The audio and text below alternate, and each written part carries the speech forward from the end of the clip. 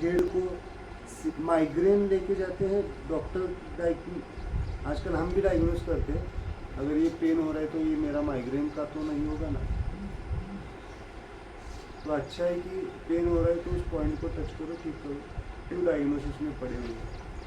Diagnosis करना है तो मेडिटेशन के माध्यम से करो। डाउट लेके अगर कोई चिकित्सा कर रहे हैं तो चिकित्सा काम नहीं करती।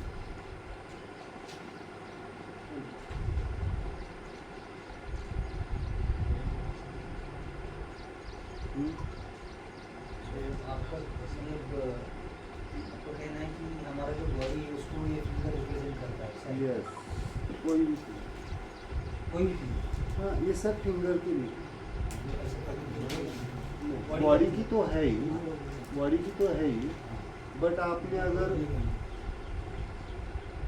समझो किसी का माइंड इम्बैलेंस है, और माइंड इम्बैलेंस होने के हम कॉज और इफेक्ट देखेंगे। माइंड इम्बैलेंस है, उसके वजह से मेरे पेट में गैस हो रहा है। मन इम्बैलेंस है और स्ट्रेस आया किसी की वजह से और मेरे पेट में गैस हो रहा है, तो माइंड की फिंगर कौन सी है? ये। तो आपकी मुद्रा कहाँ पे जाएगी? यहाँ पे। जस्ट चेक, यहाँ पे जाएगी। ये पकड़ के एक और बताओ। हाँ, पेट खराब है। अब इसको कैसे, क्या नाम देंगे आप? पहले क्या सिलेक्ट किया आपने? माइंड। इसको हम, मैं ऐसे कहता हूँ, माइंड का असर हमारे शरीर के कौन से हिस्से पे हुआ? पेट पे। पेट पे भी हो सकता है, पेट पे भी हो सकता है, चेस्ट पे भी हो सकता है और नेक पे भी हो सकता है। दिस बॉडी एब्डोमेन ना, पेट में गैस हो रहा है। आपने पेट में गैस क्यों हो रहा है, इसका कारण अगर ढूंढने की कोशिश की, ऐसा क्या हुआ?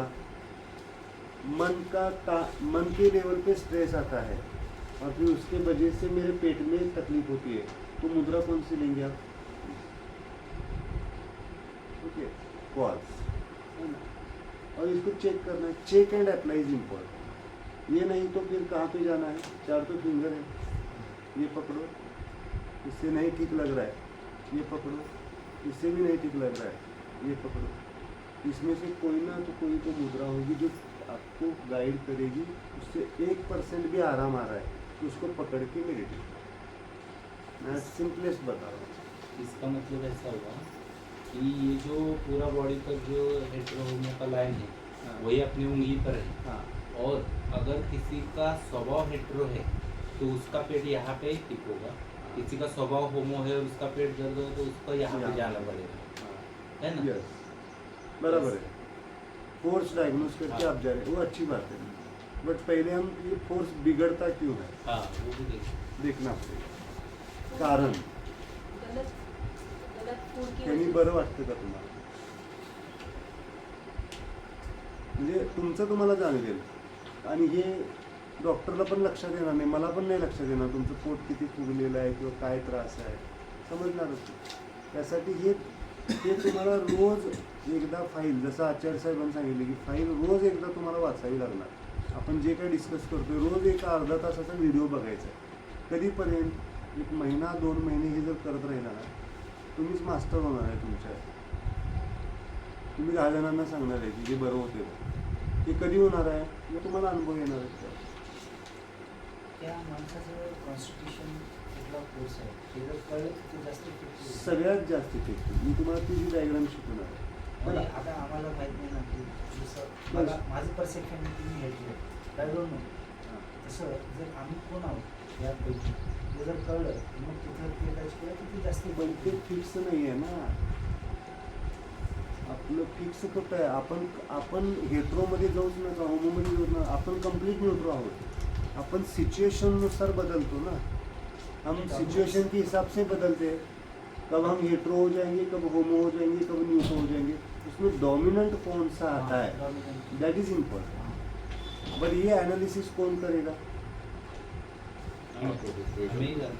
मैं नहीं कर सकता हूँ. हमें खुद को करना हमें ही करना पड़ेगा वो, कितने लोग क्योंकि करेंगे? खुद के बारे में कितना है. मैं एक जनरल बता दूंगा जितेंद्र होमो है, ये हेट्रो है, बट क्या पता आप हेट्रो अभी मुझे दिख रहे हैं, आपके जीवन में ऐसा कुछ होमो फिनोमिना है, उसकी रिएक्शन हेट्रो आ गई है। तो आपने तो मुझे सब बातें नहीं बताई ना। अगर किसी का बचपन में अफेयर है, हो चुका है, वो अभी नहीं बताएंगे आप, यही सर घर पे ना बता दे मेरे। तो वो हेट्रो फिनोमिना की वजह से आप होमो आ सकते, मतलब एग्जाम्पल दे रहा हूँ। हिस्ट्री छुपाएंगे तो प्रॉब्लम आ जाएगा। तो इसीलिए क्लास का पर्पज है ना, आपका एनालिसिस आप करो, आपका रिपोर्ट आप बनाओ और देखो। इसी को तो साधना कहते हैं ना, मुझ में क्या है और किसको रखना है और किसको डिसॉल्व करना है। जो चीज़ें नहीं चाहिए उसको डिसॉल्व करो, समझ अपने आप चला जाएगा। बराबर है ना। मैं कुछ बहुत सारी पर्सनल क्वेश्चन पूछ सकता हूँ आपको इस टाइम। मैं पहले केस लेता था तो 1.5 घंटा लगता था एक केस, बट अभी जैसे जैसे प्रैक्टिस की कर रहा हूँ वैसे 15-20 मिनट में समझ आता है कि कॉन्स्टिट्यूशन क्या है, कहाँ पे जा रही थी। तो टिपिकल पूछता हूँ, ये माइंड केस है, एनर्जी केस है, बॉडी केस है, सोल केस है, क्या एनालिसिस। तो ये सीखना पड़ेगा। मतलब बाई बर्थ आ रहा तो सोल है। हाँ जब किसी का एक्सीडेंट वगैरह के बाद कुछ प्रॉब्लम हुआ तो एनर्जी है मतलब। हाँ, वो इस तरह से। और अभी सिम्टम्स कौन से हैं? मोटा मोटा माइंड का सिम्टम्स मुझे समझ में आता है ना, केस माइंड की तरफ है ना। Body is just reflecting the symptoms, है ना। अभी उसको हम डिटेल समझते, मतलब ये फिंगर समझ में आएगा। कौन से भी फिंगर पे आप बॉडी को, इसे कहते हैं इंसेक्ट सिस्टम। क्या कहते हैं? इंसेक्ट। इंसेक्ट की बॉडी कैसी देखिए, 3 में डिवाइड होती है ना, हेड, नेक, चेस्ट और एब्डोमेन। एक पे। तो मुझे बताइए एग्जांपल, अभी इस हेट्रो फोर्स में हम फोर्स को ही डायग्नोस करेंगे। हेट्रो फोर्स में this represents head, this represents neck, this represents chest, this represents abdomen. Neutro finger में this represents head, this represents neck, this represents chest and this represents abdomen. Okay. This homo finger में तुषार ने जो बताया, हम force ही diagnose करेंगे। Force diagnose करेंगे तो easy रहेगा, है ना। मतलब माइंड का फोर्स क्या है, एनर्जी, कौन सा फोर्स कॉमन होता है, उस फिंगर को चूज करेंगे। ठीक है। होमो में हेड, नेक, चेस्ट, एब्डोमेन। हेट्रो में न्यूट्रो में हेड, नेक, चेस्ट, एब्डोमेन। ये इतनी सिंपलेस्ट मुद्रा है आपको, इसको अगर आप प्रैक्टिस करते हैं तो क्या हो जाएगा, आप तुरंत बॉडी लेवल की बीमारियां ठीक हो जाएगी। अब मैं आपको थोड़ा सा ये डायग्राम निकाले आपने, वहाँ पे लिखिए थोड़ा सा, मैं बीमारियों को कैसे देखता हूँ। अब फिंगर निकालता है, कौन सा फिंगर? ऑल फिंगर्स के ऊपर ये कॉमन है। सपोज माइंड से रिलेटेड है तो ये चारों फिंगर पे ये एब्डोमेन आएगा, ये चेस्ट आएगा, ये नेक आएगा, ये हेड आएगा। लेकिन ये फिंगर कौन सी चूज करनी है अभी वो सीखेंगे। मतलब ये करनी है, ये करनी है, ये करनी है, ये करनी है। बैक का भी बाद में आएगा, बैक साइड का भी हमें इसमें चेस्ट प्लस बैक साइड। ऐसा है, हाँ। ऊपर जाना है। नहीं जाना नहीं है, इसको ही टच करते हैं हाँ। तो ये आपका चेस्ट भी हो गया, बैक चेस्ट भी हो गया, हाँ, पूरा है वो, पूरा है, पूरा सर्कल। मतलब आगे की और पीछे की भी नहीं। हाँ, इसको टच करेंगे, समझो मुझे चेस्ट के बैक साइड में पेन हो रहा है, तो इसको टच करेंगे तो क्या हो जाएगा, वो भी इंक्लूड हो जाएगा। क्योंकि हम ऐसी मुद्रा नहीं लगा सकते, हर जगह पे नहीं लगा सकते ना, दैट इज नॉट एक्सेस। इसलिए उसको इन साइड पे ही हम उसको बैलेंस करें। समझा? लेकिन समजा हार्ट अटॅक आला, एक एग्जांपल घेऊया, एखाद्या पेशंटला हार्ट अटॅक आ गया और आपको पता चला कि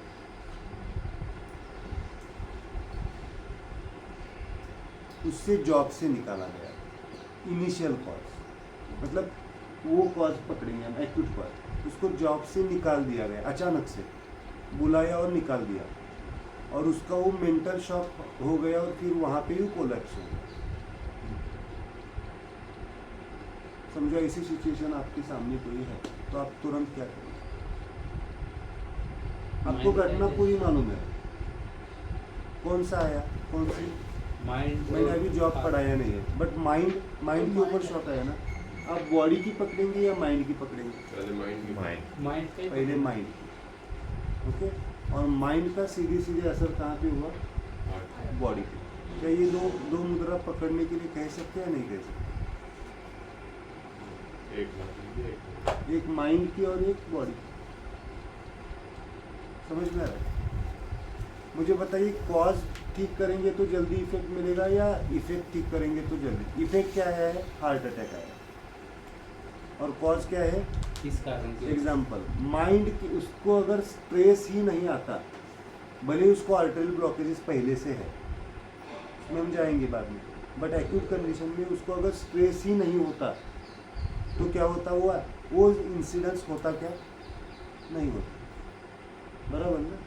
तो इसको आप पहले माइंड को लेंगे या बॉडी को लेंगे? पहले माइंड माइंड को लेंगे, तुरंत उसको आप कनेक्ट कर सकते हैं।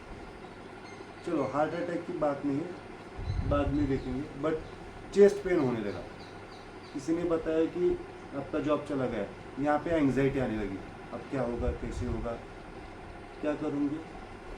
माइंड, चेस्ट, इसको आपको यूज करना है, सिंपल है ना, 3 तो हिस्से हैं,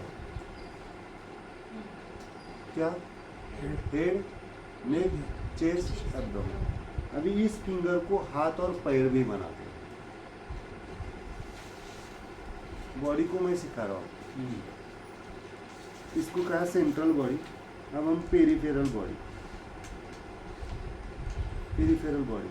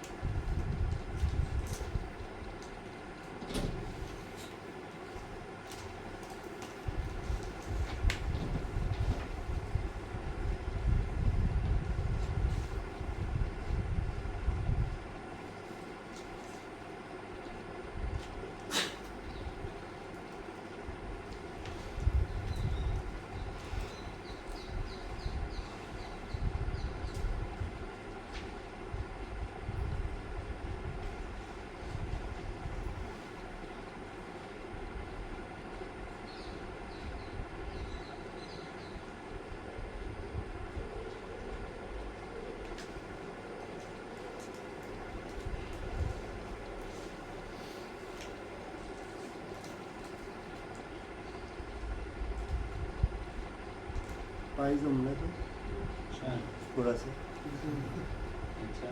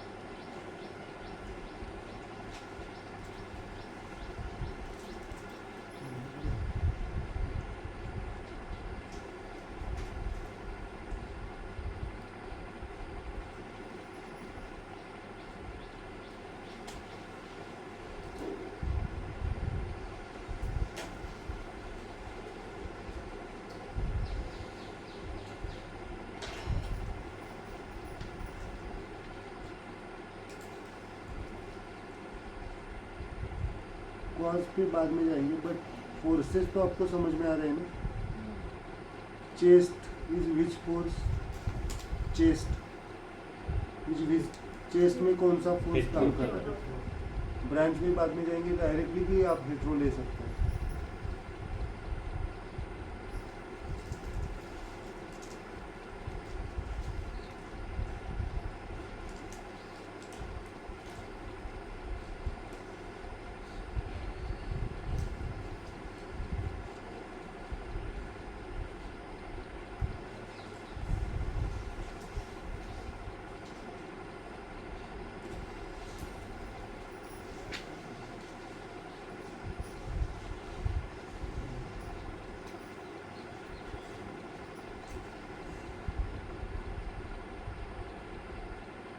नेल पेंट नहीं लगाया मैंने, तो आपको लगेगा कि ग्रीन नेल पेंट लगाया। ये नाखून नहीं है, फिंगर्स है। Fingers.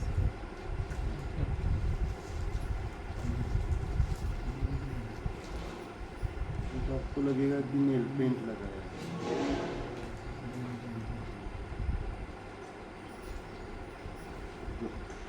अच्छा रहेगा।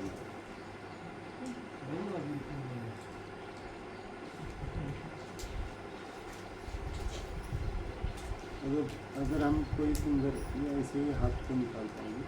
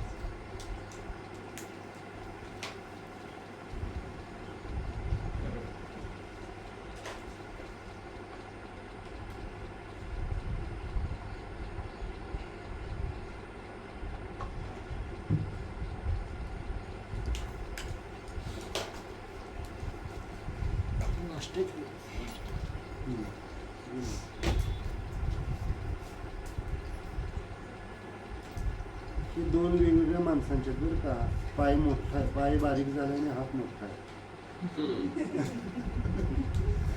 कन्फ्यूज होणार। तुम्हाला वाटणार हात मोठा आणि पाय बारका कसा असेल, असू शकतो एखाद्या व्यक्तीचा। या की या की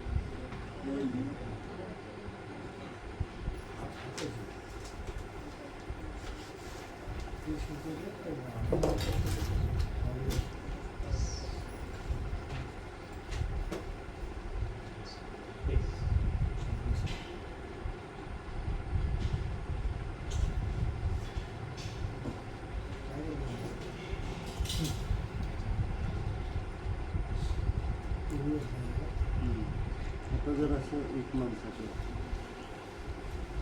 तरी सुद्धा हात जरा मोठेच झाले का बरं? मी हे डायग्राम मी काढून देऊ शकतो ना तुम्हाला डायग्राम? वाई आई एम, क्या लगता है ये आपको ऐसा तो नहीं लग रहा है ये सर टाइम वेस्ट कर रहे हैं डायग्राम निकालने में? अच्छा है प्रिंट करते और देते। You are connecting with your forces. अगर मैं यहाँ पे न्यूटो लिख रहा हूँ, नाही आहे काही न्यूटो लिख रहा हूँ, सगळ्यांना आलं चलो बाद में नाश्ता करते हैं। अगर मैं ठीक है, उनको जब समझ में आएगा यू स्टे देयर। ये प्रायोरिटी हमें मालूम होनी चाहिए कि कहाँ पे क्या होना चाहिए। That is the meditation.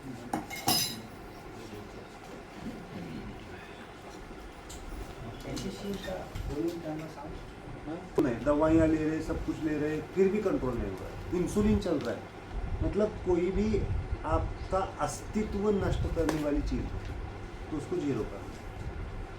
मैं आगे जाके हस्बैंड का रिलेशनशिप, वाइफ का रिलेशनशिप पढ़ाने वाला हूँ, तो उसको जीरो करेंगे क्या तुरंत? नहीं। बीमारी को भी तुरंत जीरो करना है क्या? ध्यान रखिए, बीमारी को तुरंत जीरो कभी नहीं करना है। उसको पहले धीरे धीरे धीरे उसको क्या करना है, स्टेबल था स्टेबल करना है, स्टेबिलिटी पे आना है, तो अपने आप चली जाएगी वो, है ना। आप लोग ये मदद दी है फिंगर इधर ऐसे करके, और वो तब दी थी जब मैंने आपको एक्सीडेंट का ट्रॉमा बताया, तो उसके लिए तो एक्सीडेंट का कॉन्शियसनेस अभी हमें क्या करना है, जीरो करना है, तो उसका वो नहीं रहना चाहिए। नहीं रहना चाहिए ना। तो कुछ चीज़ों के लिए मैं जीरो कर देता हूँ, है ना। तो ये है ना, ये धीरे धीरे आएगा। स्टेम मुद्रा में अभी पढ़ा नहीं रहा हूँ। स्टेम मुद्रा इज थोड़ा सा एक हाईएस्ट डायमेंशन का कॉन्शियसनेस, खाली आपको मैं बता रहा हूँ। अगर मैं मुद्रा की बात कर रहा हूँ तो ये कहेंगे, मैं आपको कह रहा हूँ कि आगे और पढ़ना है हमें। ये क्लास होने के बाद होता है ऐसा नहीं, और धीरे धीरे हम आगे बढ़ेंगे। ये स्टेम मुद्रा ये पढ़ाया नहीं, ऑनलाइन में नहीं पढ़ा शिकवलं का 21 बॅच मध्ये, ऑनलाइन नहीं पढ़ा। ऑनलाइन 21 बॅच मध्ये शिकवलेलं नाही आतापर्यंत, 22वी बॅच असेल, बट आपको पता है रूट मुद्रा है ना। जैसे एंड स्टेज डिसीजेस है तो रूट मुद्रा, देन रूट से क्या आता है, रूट से बाहर क्या आता है, पहले स्टेम आता है। तो ये जो कुछ भी खुलता है ये स्टेम मुद्रा है, स्टेम। ओके, स्टेम मतलब आप यहाँ पे इसको हम कहते हैं स्टेम, ये पूरा स्टेम है। समझो आपको मैंने कहा कि उस पीपल के पेड़ को जाके टच करके आओ, तो आप किसको टच कर सकते हैं, और ये बात ये है, स्टेम को अगर आप टच करते हैं तो आपने रूट को भी टच किया, इसलिए स्टेम मुद्राज आर इजी मुद्रा, स्टेम मुद्राज आर इजी, हाँ स्टेम। और स्टेम मतलब हेट्रो, पूरा स्टेम। और स्टेम कहाँ तक है, ये पूरा स्टेम है आपका। अच्छा, बहुत अच्छी तरह से डायग्राम बनी है, एग्जैक्टली बनी है। मैंने इसको ब्लू नहीं, इसमें रेड भी होने चाहिए। ये पूरा आपका स्टेम को रिप्रेजेंट करेगा। स्टेम इंक्लूड्स, देखो स्टेम इंक्लूड्स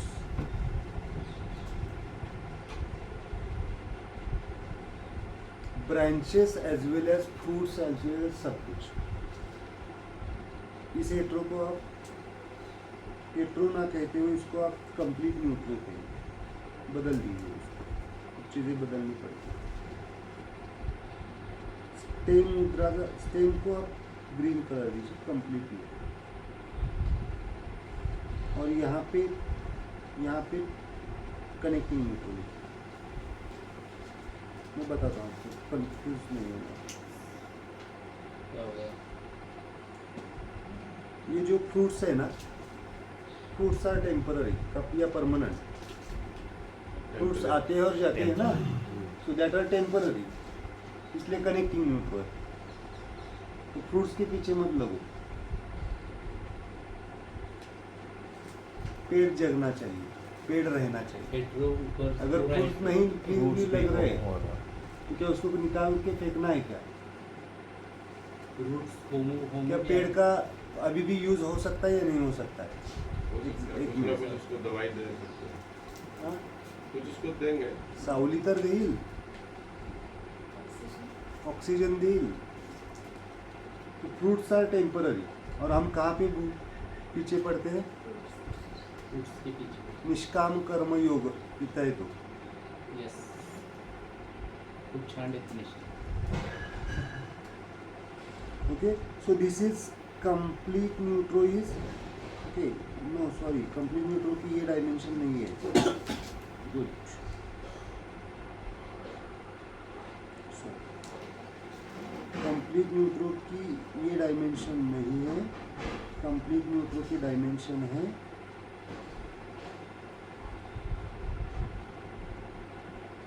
ये, और complete neutro is nothing but the stem mudras. जब आप ये मुद्रास करते तो आप रूट को भी इन्फ्लुएंस कर रहे हैं, स्टेम को भी इन्फ्लुएंस कर रहे हैं, फ्रूट्स को भी इन्फ्लुएंस कर रहे हैं, ब्रांचेस को भी इन्फ्लुएंस कर रहे हैं। समझ में आया? स्टेम मुद्राज, ये जब आप टच करते हैं टिप्स को तो आप क्या कर रहे हैं? तो ग्रीन में लिखना पड़ेगा। Dream complete neutral. Okay, then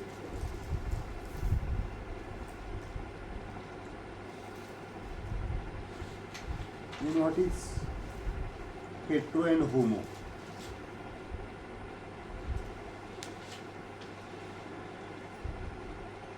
hetero is, वहाँ पे लिखिए, लिख रहे हैं ना, stem मुद्राज are complete neutro mudra, root mudras are this zero world mudra कहता हूँ। Zero mudra, neutro is the root mudras, zero mudra, zero world mudras, neutro is the root mudras, लिखिए neutro is the root mudras, stem is the complete neutro, neutro है क्या एनो? ये ना एनो न्यूटो है ना, और stem मुद्राज are complete of stem stem stem stem STEM, stem मतलब तना, क्या कहते हैं उसको? तना, खोड, झाडाचं खोड, खोड म्हणण्यापेक्षा पूर्ण झाड म्हणा त्याला. स्टेमला टच केल्यानंतर आपण पूर्ण झाडाला टच करू. अब branch mudra is the hetero, branch mudra is the hetero आणि सब branch mudra is the homo. Branch मुद्रा, हाँ, इस तरह से लिखिए, neutro is the root mudra, neutro is complete neutro is the stem mudra, मतलब स्टेम मुद्रा, ये इसको हम स्टेम मुद्रा कहते हैं. हेट्रो शाखा मुद्रा, हेट्रो इज शाखा किंवा ब्रांच मुद्रा, मेन ब्रांचेस, और homo is the sub branch, and fruits is the connecting mudra. अभी मैं मुद्रा के फॉर्म में बताता हूँ. रूट मुद्रा, स्टेम मुद्रा, ब्रांच मुद्रा, ब्रांच मुद्रा इज हेट्रो, सब branch mudra is homo, and fruit मुद्रा इज द कनेक्टिंग मुद्रा. ठीक है, ठीक है. अभी परत एकदा सांग. रूट मुद्रा, न्यूटो, हाँ, stem mudra is complete neutro, complete branch mudra is hetero, हाँ, and sub branch mudra is homo, and fruit mudras are neutro, partial neutro, connecting neutro. चार सांगितल्या ना, 5 पाच कनेक्टिंग न्यूट्रो, ती पूर्ण मुद्रा झाली ना, कनेक्टिंग न्यूट्रो, कंप्लीट मुद्रा झाली. कंप्लीट पूर्ण झाड झालं.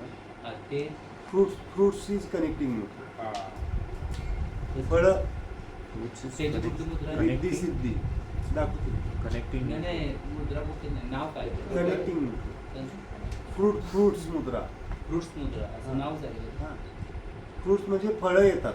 हम्म, तुम्हाला हे बघा, आता तुम्ही ही मुद्रा केला, हम्म. कोणती पण मुद्रा केला आणि त्याचं तुम्हाला फळ मिळालं, रिझल्ट मिळाला, तर त्याला काय म्हणणार तुम्ही? फ्रूट मुद्रा. फ्रुट्स मुद्रा. सिंपल. तर कंप्लीट मुद्रा, कंप्लीट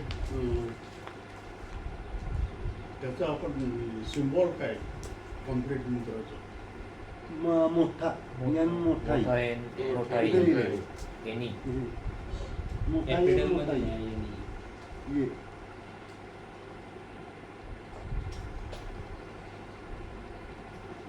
हे बघा, हे काय झालं दाखवतो बघा तुम्हाला. हे काय झालं? रूट मुद्रा. माझ्यासोबत करा. रूट मुद्रा, न्यूटो मुद्रा. ओके, नाही, Then- पहिल्यापासून घेतो. रूट मुद्रा, रूट मुद्रा, न्यूटो. न्यूटो, त्यानंतर स्टेम मुद्रा म्हणजे कंप्लीट न्यूट्रो, दिस. ओके, इससे मतलब पूरा सब कुछ पूरा heal होगा. पेड़ बैलेंस होगा. पूरा बॉडी फील हाँ, इसलिए मैं पहले यही पढ़ा रहा हूँ पहले दिन से। सब देन ब्रांच मुद्रा। बेंच में हाँ, पेट्रोल जब भी इस फिंगर में आप अंदर जाता अंदर जाते हैं, मतलब इस लाइन को टच करते हैं या इस लाइन को टच करते हैं, इसको टच करते हैं, इसको टच करते हैं, कहीं पे भी एब्डोमेन की मुद्रा हमने पढ़ी अभी, ये मुद्रा, ये क्या हो गई आपकी? सब नहीं, ब्रांच। ब्रांच मुद्रा। ठीक है। अब ये सब ब्रांच मुद्रा क्या? एक लाइन पे अगेन 4 पॉइंट्स। इसमें अगर मैं आपको देता हूँ ना, शायद चेतना को दिया है, कौन से पॉइंट्स दिए मैंने? 1 2 3 4 5 6 ऐसे दिए ना सबको पहले। ये मैं कहाँ पे जाता हूँ? सब ब्रांच मुद्रा। मतलब मैंने स्टेम को कनेक्ट किया पहले, उसके बाद में क्या है? ब्रांच। ओके, लेकिन इसको अभी नहीं पढ़ा रहा हूँ मैं, खाली मैंने क्या पढ़ा है आपको? स्टेम मुद्रा और ब्रांच मुद्रा। मैंने रूट मुद्रा भी नहीं पढ़ाई है, सब ब्रांच में लिखा। अभी मुझे बताइए कनेक्टिंग न्यूट्रो कहाँ पे आएगा? कनेक्टिंग न्यूट्रो फ्रूट मुद्रा कहाँ पे लेगा?